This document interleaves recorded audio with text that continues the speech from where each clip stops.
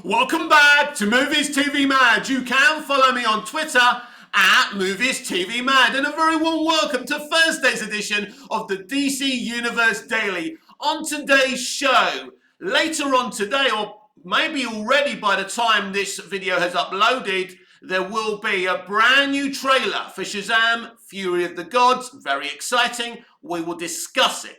And we'll discuss the sad news of the cancellations of DC's Titans and DC's Doom Patrol being cancelled. And we'll discuss the rumours about maybe Zack Snyder directing a future DC Universe movie as well. So there's lots of things to discuss on today's show. So either by the time this video uploads or some point today, there will be a brand new trailer for Shazam! Fury of the Gods, and I'm looking to do a trailer reaction to it if I can. I'm going to be all over the coverage for this year's DC movies. All 4 movies will have top coverage and top billing here at Movies TV Mad, and any news that breaks. We are still waiting for James Gunn's DC Universe announcements. They should be coming any day. Maybe even today. And as soon as that news breaks, I will go live with your breaking news. I'm very excited to cover that as well. So what can we expect from the trailer, the latest trailer of Shazam! Fury of the Gods? It could be pretty weird because, as I say, this video, by the time this video uploads, it takes forever. My internet is crap. It takes forever for me to upload a 30-minute video. By now I could be discussing something that you already know about, but this is the DC Universe Daily. We need to discuss this shit. So what will we see in this trailer? I expect to see some new stuff in it, but I don't expect to see anything kind of that's going to shock people, that's going to tell people, oh my god, they're in it, For example, the rumoured Wonder Woman cameo. I'd be very surprised if we see that. Now, maybe some of the rumoured gags about Wonder Woman in the movie prior to her cameo, you may see that. I expect to see kind of the 3 goddesses catalogued more in this trailer. It's, when you've got a film, that's co-starring Dame Helen Mirren and Lucy Liu. That's entertainment industry royalty, isn't it? You want to see as much of them in the movie. They've got Susan Sarandon in Blue Beetle. That's huge. One of the greatest actresses that's ever lived. These 3 ladies are very, very respected in the industry and by us fans. So I expect to see more of those 2 women in the Shazam! Fury of the Gods trailer. But as I say, I don't really expect it to be a really long 3-minute trailer. I expect it to be maybe around 2 minutes long. I'm excited to see what the trailer has and what pointers it has for the movie. This movie's been finished for a very, very long time, and we should have had this movie last year. We should have had all of these movies, I think, last year. And that was a bone of contention for me, these movies being postponed in the first place. But thankfully, if we got those last year, we barely have jack shit this year, would be a problem. Or maybe it's the break, pre-DC Universe that we need from the DCEU. I'm not too sure. But everything happens for a reason. And Shazam! Fury of the Gods, the Flash movie, that I kind of want to discuss something about that, because there's an image floating about the evil version of Ezra Miller's Flash, and it looks fucking frightening. I don't have the image here for you, but I saw it on another YouTube video, and it looks really, really good, which excites me even more for the Flash movie, as if I could be any more excited. So, yeah, I expect a tight 2-minute Shazam! Fury of the Gods trailer. I think, it'll be really cool and we'll be hyped for the movie. And then we'll see what the actual movie is. I've said this before in my predictions for Shazam! Fury of the Gods. I don't really think it's going to be the best comic book movie ever. I think it's going to do what it needs to do. I think it's going to be highly entertaining. Basically, It's, it's the original movie on speed. It's going to be a little bit more pacier. There's a little bit more money spent on it as well. I think there is some depth of character development for Shazam. I think that's part of his arc of the story, that, him and the Shazam family are finding it difficult to be heroes and, be teenagers at the same time. That's kind of an obvious direction to go in. So I think it's going to be really, really good. It's going to be interesting how they handle, Billy Batson's character and Freddie Freeman's character. Now, I know what they're going to do with Freddie Freeman in terms of a romantic storyline, and I think that's going to be very, very interesting for the character. Now, DC, in Freddie Freeman, have got a disabled character, and he's brilliant. The first movie was absolutely brilliant. I think Freddie was pretty much the star of that movie. So I'm a big Shazam and David F. Sandberg fan. I think the man did a tremendous job on a small budget on the first movie, and I think he will do an even better job. David F. Sandberg is a really, really good director. If you want to see more Shazam, go watch Shazam Fury of the Gods. Hashtag it on Twitter and social media. I'm excited to see it. I think it's going to be really good.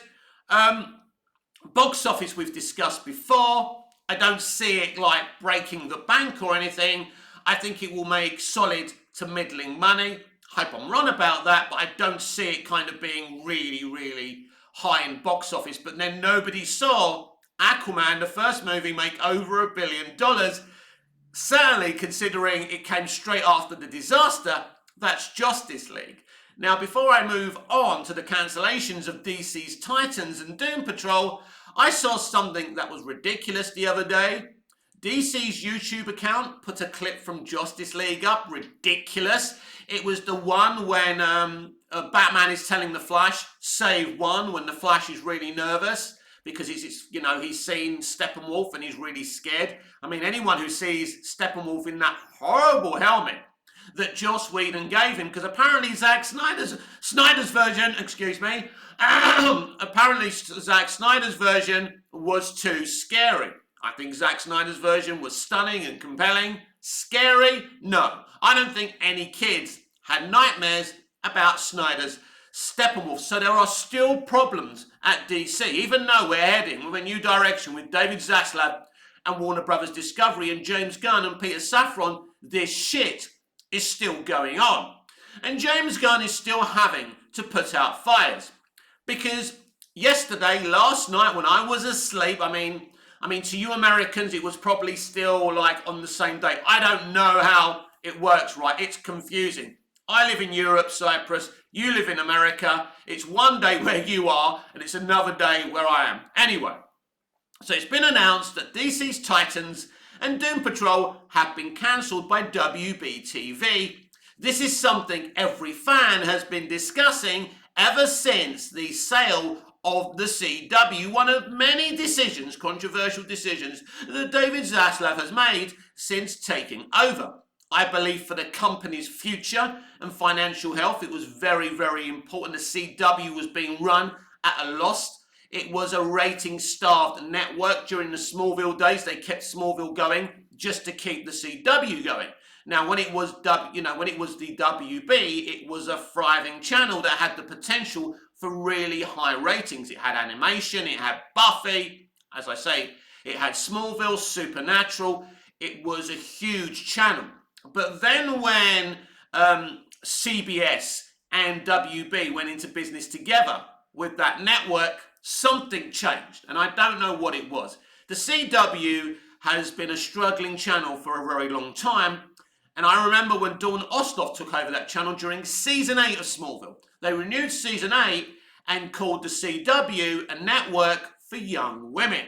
And that's when the problems truly began, because you can't live off that demographic. I'm sorry to be blatantly honest with you. Now, they probably think that you can because they're young and they've got disposable income, but that's where their problems were. They shrunk down their potential to bring an audience in, and that's where their problems began. So, I'm very, very sad for everyone that works at DC Titans and DC Doom Patrol, because it's always sad when a show's cancelled because a bunch of people lose their jobs. And that's horrible, because most of the people working on these shows are not getting hundreds and thousands and millions of dollars a week. They're not on high contracts, they're part of a crew. And they're ordinary working class people. So it's tragic. But this was coming. Look, a lot of people have had issues with DC Titans. I don't agree with those criticisms. I think it's been a great representation of that DC world and those characters.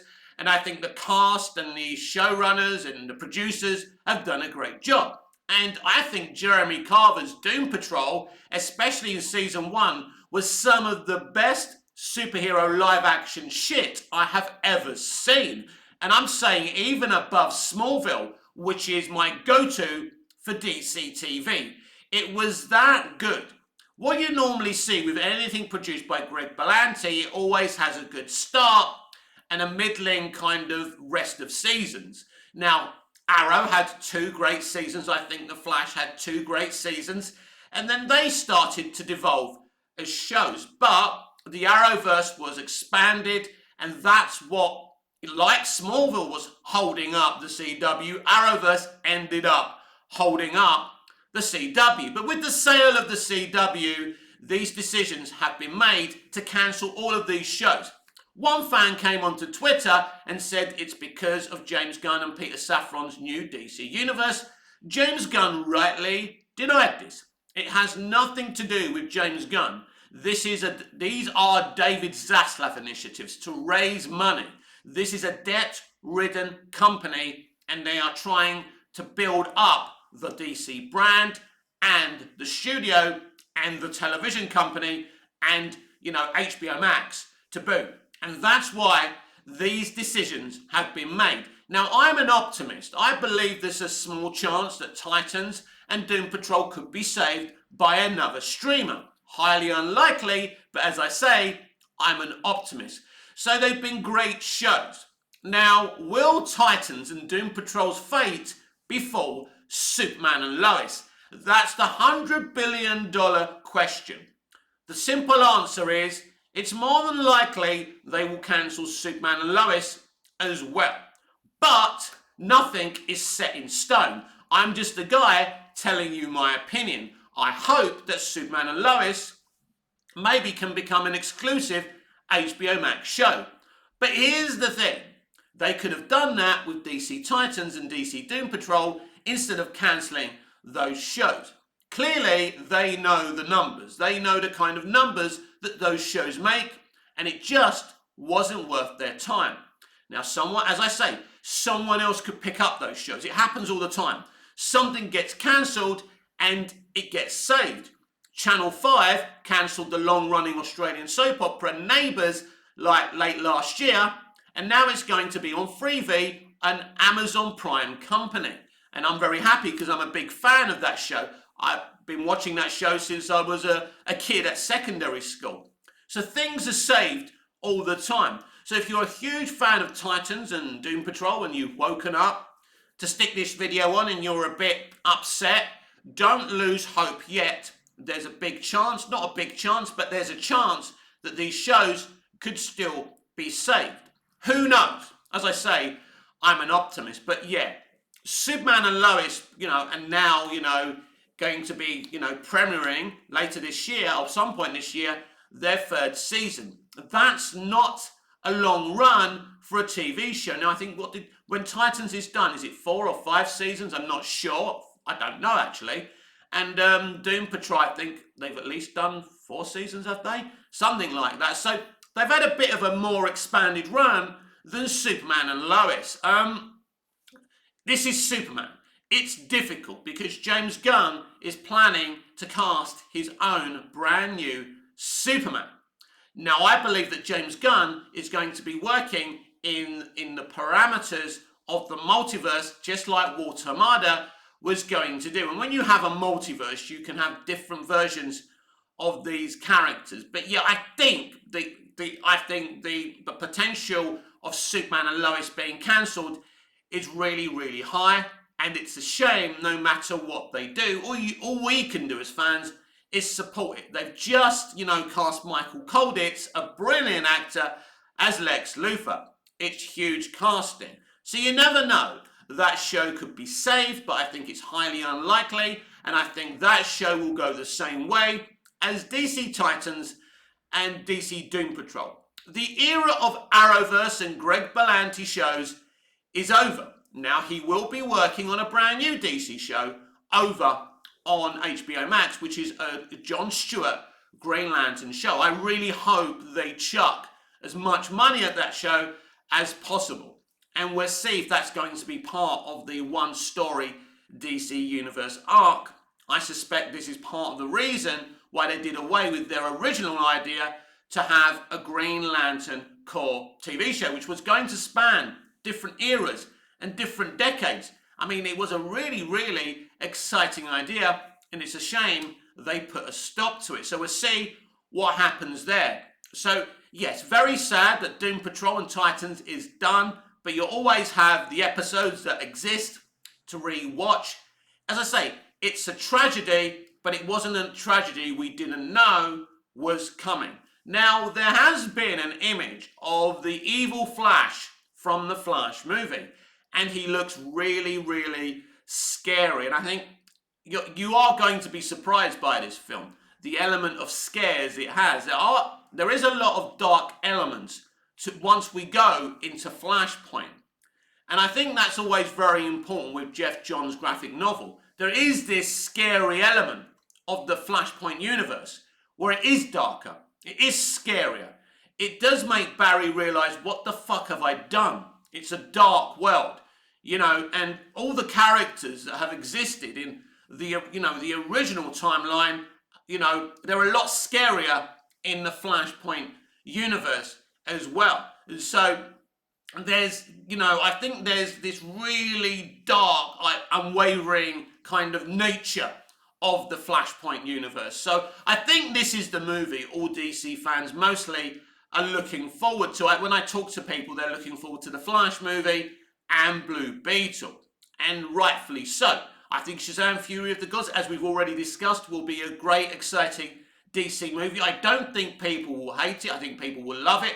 But it's no Dark Knight, it's no Joker. I always kind of use that analogy to compare a brand new DC movie so people understand what to expect. So, yeah, and Ezra Miller is playing this other version of The Flash too. So, yeah, it's going to be very interesting to see what people think of this Flashpoint adaptation. Of course, it's not called Flashpoint. It's just called The Flash. To me, I was always kind of weirded out by that title. Why not call it Flashpoint? Well, because it's not an accurate depiction of Geoff Johns' graphic novel, and they're very, very aware of that. It strays the line a lot from what we've read in that graphic novel. And I've discussed so many times why I think if you're going to look at touching Flashpoint or the death of Superman and the return of Superman's story, you stay as accurate and faithful to those graphic novels as possible. Why? Because they're so good. You can't do anything better. And I don't think the Flash movie does a better job of the Flashpoint story than Geoff Johns did. But I think that Andy Muschietti and I'm going to choke, Christina Hodson have, written, and, Andy has directed a really, really good film, and I think fans are going to get a lot of enjoyment from it. The story, the performances, the music's going to be excellent. I just think it's going to be a great experience. What that's got to do with the future, I simply don't know. I don't even know, in this prospective James Gunn DC Universe announcement, if he gives any context to the connection between DC Universe and the DCEU. This is something I've been discussing a lot. So let's move on to our next subject. Now, sources have said that James Gunn is looking to work with Zack Snyder on a future DC Universe project. As he's come out and stated, he's looking to work with Henry Cavill again at DC Universe. He's looking for Ben Affleck to direct the DC Universe movie as well. So it wouldn't be beyond, beyond reason for him to reach out to Zack and say, would you like to direct this DC movie? And I think obviously it has to be one that Zack's attracted to. Now, creative freedom's a thing. I think we are going to be looking at a universe creatively that James Gunn runs, and what it is and what kind of film it is will be down to James Gunn. Being a director himself, he's going to know what he wants his universe to look like as well. And I think that's going to be very important to him. And Zack Snyder's not going to come in to be told what to do. Maybe he'll bring Zack in to make an Elseworld movie of his choice. I think that would absolutely attract Zack. But I think that James Gunn is interested in bringing in people like Snyder and Affleck to work on future prospective movies, either DC Universe movies or Elseworld movies. And I think that's really, really good. I think that's the kind of thing as a DC fan I want to see.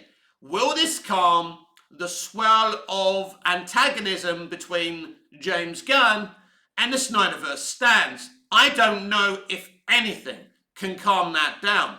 It's a very, very toxic environment. I have advised before, going on and on about the historical tweets and, calling him certain names. I don't think it helps the situation. It just makes the situation worse, and it just makes you, as fans, look toxic, and it's just not the right direction to go in. They're not going to fire James Gunn. Do you understand? No matter how many times you hashtag this, it's not going to help your cause. What will help your cause is sell Snyderverse to Netflix, hashtag. That's a brilliant thing. You're making videos, you're being positive. Just keep James Gunn's name out of your mouth. Stop attacking him. Stop calling him names. It just makes us, the fans in general, look bad. Because most of us don't go after people in that deep way.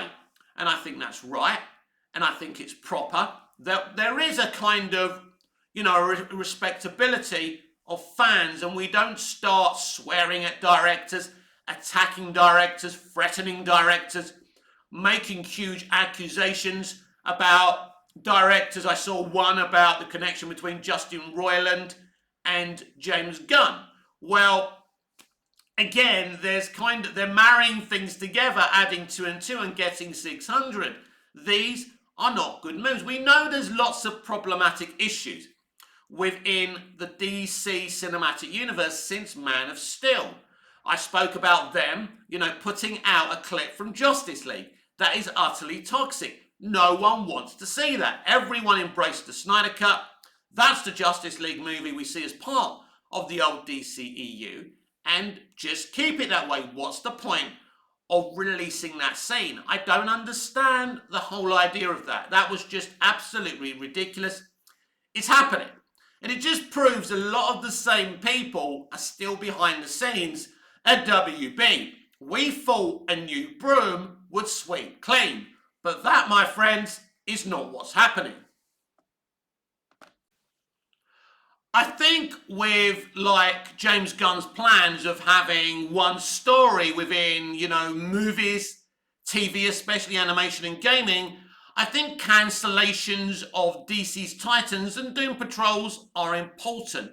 It gives DC Universe and DC Studios a blank canvas. That's not me saying James Gunn wanted these shows to go or ordered these shows to go, and I think there's a plethora of reasons why they're gone, and ultimately I think their cancellation are probably the right decision because we are going down a kind of fresh direction. And with brand new DC Universe TV shows having Titans and Doom Patrol and, Stargirl and all of these shows around just confuses the mix, if you like. You want a blank canvas to do your thing. We've had Arrowverse that's been going around for so many years. It's been successful, it worked, people love it. But it had to be stopped eventually. It's a really great attempt at creating a DC connective universe. just like Smallville, a really, really good job. So this is going to be a new era. Whether this new era works or not, nobody knows. I don't know what James Gunn is capable of in this new role, because normally my experience with James Gunn has been as a writer, director, or a writer and a director on movies. So I know what he can do as a movie director and a writer, but I don't know what he can do as the co-chair of DC Studios. He has taken on a huge gig, and he's going to create a brand new universe, and that's why I'm very eager to hear his initial announcements of his plans in DC Universe for DC Studios, because we'll see how big and ambitious his plans are. Brand new Superman, probably a brand new Batman, and obviously some of the old DCEU will be amalgamated into this, I'm assuming, new timeline. So I do think it was important that shows like Doom Patrol, sadly, and Titans went, so he can create his vision of the future. And, maybe at long last we can get a connective DC live action show that us, the fans, are desperate to see. More comic book accuracy. The kind of love for the comics we see in Bruce Timm's DC animation. Because in truth, we've had some very, very good DC shows and movies and animation, but I don't think we've ever had that connective franchise that's bonded us all together as fans. We've had Christopher Reeve as Superman. We've had, Michael Keaton as Batman. Great stuff. Joaquin Phoenix as the Joker. The Dark Knight trilogy. Great times as DC fans. But we haven't managed to really marry together a successful franchise like the Marvel Cinematic Universe. And I know a lot of fans envy the Marvel Cinematic Universe, that a lot of fans want this, but not all fans want that. Some fans just want individual movies, like what Christopher Nolan did with his Dark Knight trilogy. Do a trilogy and go.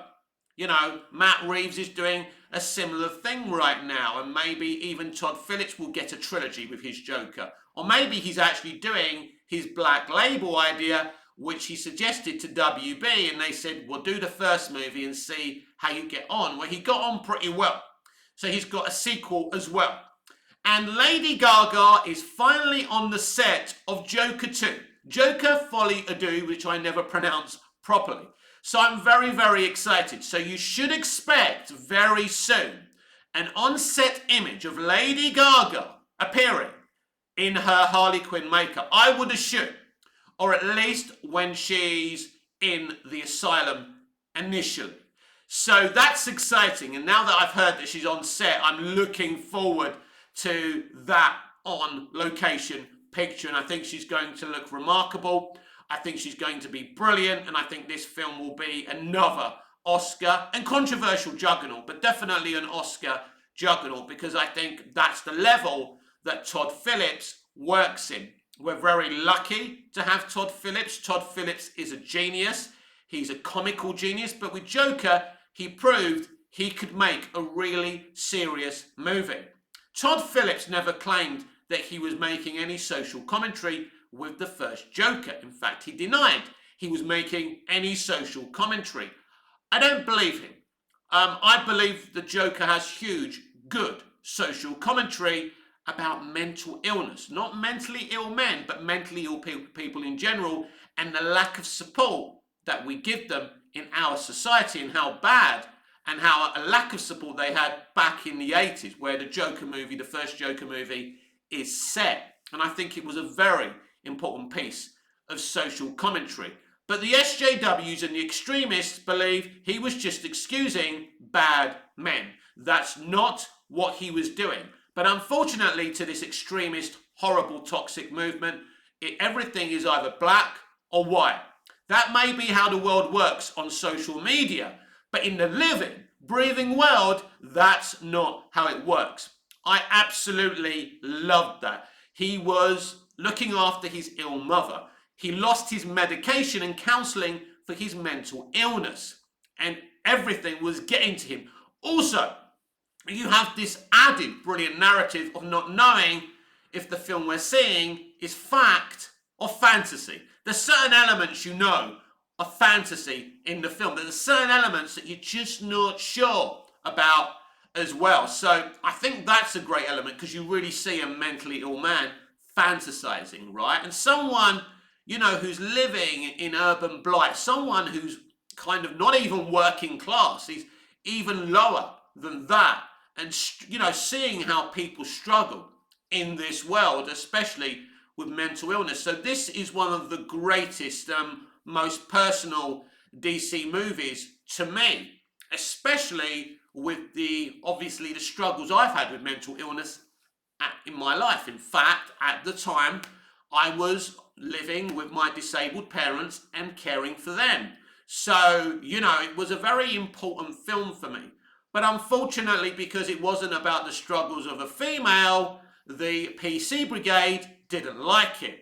But what they did shows how toxic they are. They told you if you went to the cinema to watch it, you could be shot dead by a maniac inspired by a Joker. These are the type of people you are dealing with. It isn't mentally ill men that are the problem, it's the extreme left, because you're dealing with very, very sick puppies, and that's a shame, everyone. But this is the toxic world we live in. I wish we didn't live in this world. I think in a lot of ways, social media has destroyed discourse and destroyed conversations, and I think there's no respite, is there? And it's hard to stay off of social media if you like me, to go onto social media and interact with your nerds and, you know, just different things. It's fun to go on social media, but sometimes the discourse is through the roof, and what happened with Joker was utterly disgusting. But I'm very excited for Joker 2. This has been Thursday's edition of the DC Universe Daily with me, Mick, your host with the most. Just ask your girlfriends and your wife. Please like, share, comment, subscribe, hit the notification bell so you never miss this beautiful perfection, and I'll see you again in the next video. Until I see you again, goodbye, au revoir, auf Wiedersehen.